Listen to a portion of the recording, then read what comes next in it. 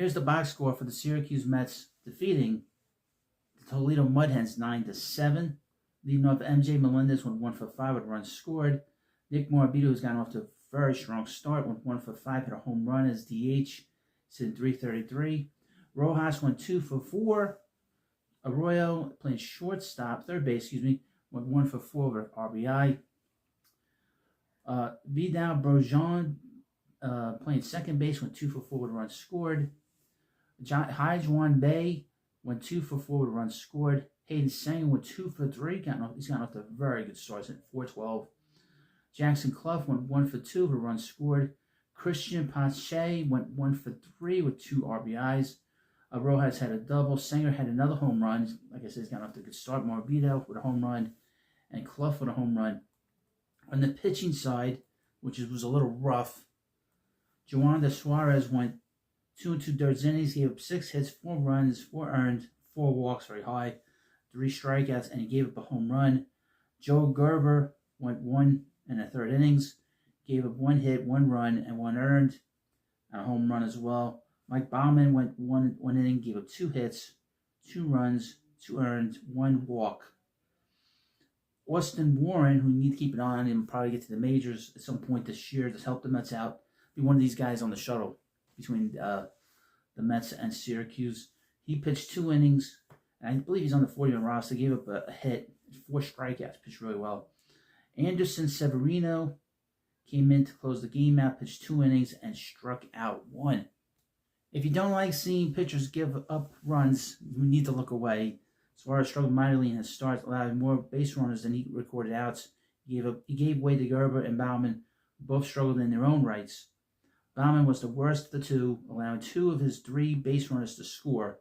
The staff was settled down by Warren, who was likely the first man up for the Mets bullpen. If someone were to go up, if someone were to go down, he was followed by Severino, who turned in 2 scoreless innings. And again, we've had plenty of home runs in this game. Hayden Sanger, his 3rd home run. Nick Morabito is a prospect, got off to a great start. If there's any issues with the Mets, particularly with Carson Bench, he might be the first to come up. So, and of course, let me know what you think about this video, and I'll see you later. Here are the results for the Binghamton Remo Ponies. They lost to the New Hampshire Fisher Cats 2-1. Let's go to the box score. Prospect A.J. Ewing went 1 for 3. He's gotten off to a fast start. He's hit .444 in the first couple of games. Marco Vargas went 0 for 4. Jacob Reimer, another prospect, went 0 for 4. He's hitting 100 right now. Eli Serrano III hitting .429 with an OPS of 1,600. Went 1 for 3 with another triple. Kevin Parada went 0 for 4. J.T. Schwartz went 0 for 3. Nick LaRussa went 0 for 3 playing first base. Wyatt Young playing second base, went 0 for 4. Matt Ruddick went 2 for 3 in losing effort. On the pitching side, Brendan Garten, even though he pitched 3 1/3 innings of no-hit ball, he gave a run. He did walk 4 batters, struck out 3. Guzman went 1 2/3 innings, gave up a hit, struck out 4. Connolly went 3 innings, gave up 2 hits and a run scored, and 4 strikeouts. He gave up a home run. Brendan Garten was strong in his season debut, although with mediocre command, he was able to navigate his command issues well, only allowing 1 of his 4 base runners to score. He's also received some help from his defense, as A.J. Ewing gunned down a runner at second base in the 4th inning to help eliminate a New Hampshire offensive threat. Matt Ruddick, the elder statesman of the Binghamton offense, smacked a pair of doubles in his first game of the season at 28 years old.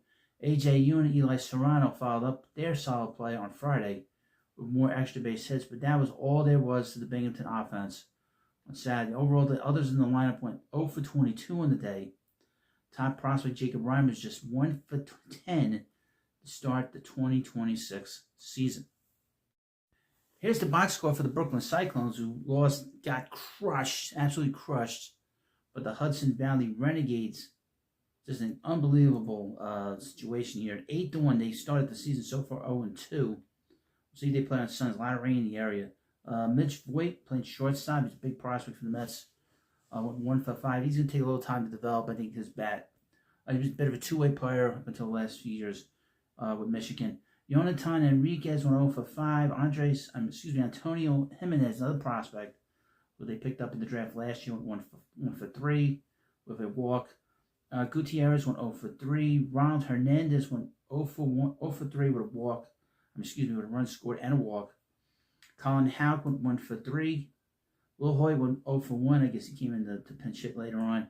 Perozzo went 0 for 3, and Diego Mascaro went 0 for 3. Mitch Voigt had a double in the game. Not a lot going on offensively, and pitching was terrible, obviously. Hudpool pitched 3 1/3 innings, gave up 4 hits, 6 runs earned, 2 walks, and a strikeout and a home run. Stratton went 1 inning, gave up 4 hits, 1 run, 1 earned, 2 strikeouts. Jenkins went 1 2/3 innings, gave up a hit, 2 strikeouts. Gomez pitched an inning, gave up a run. Brett Banks pitched 1 1/3 innings, gave up a walk, 3 strikeouts. He's a guy that's going to come through the system quick. He is a guy that's kind of a prospect, and he's a guy that could be out of the bullpen. Wyatt Hudpool struggled mightily in his season debut, but the bullpen behind him was solid. After the starter got shelled for 6 innings in his season debut, 5 Cyclones allowed just 2 runs over 5 2/3 innings, striking out 9 and walking just 2 in relief.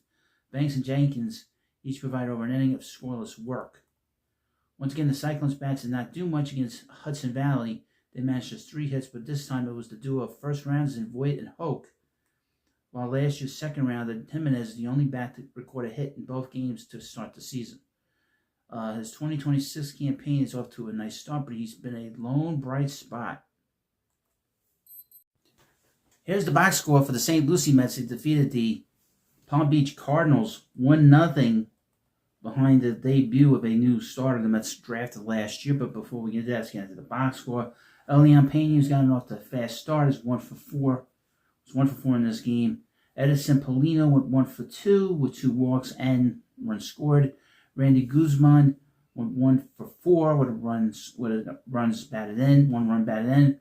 Julio Zayas went 1 for 4. AJ Segata went 0 for 3 with a walk and 2 strikeouts. Simon Juan went 0 for 4.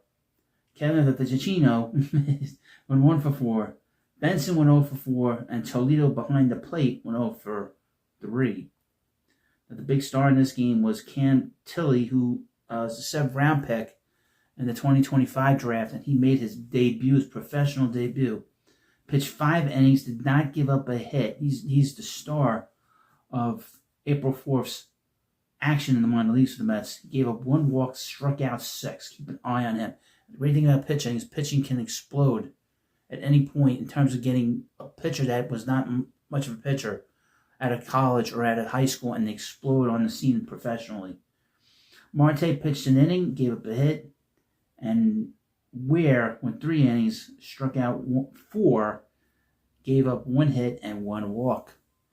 And again, right-handed starter Cam Tilly threw 5 hitless innings for St. Lucie on Saturday. Tilly, 7th round pick in 2025, generated 11 whiffs to go along with only 2 hard-hit balls against.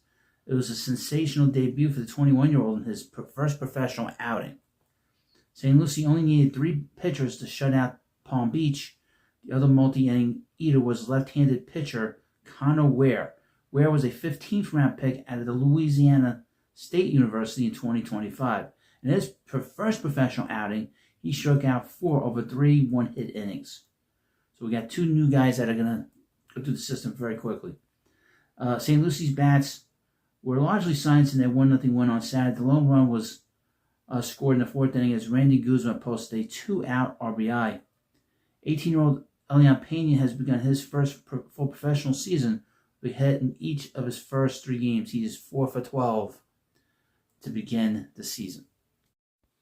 Now, of course, I need you to hit the subscribe button so you know what's going on in the Mets farm system. Thank you for watching, and I'll see you later.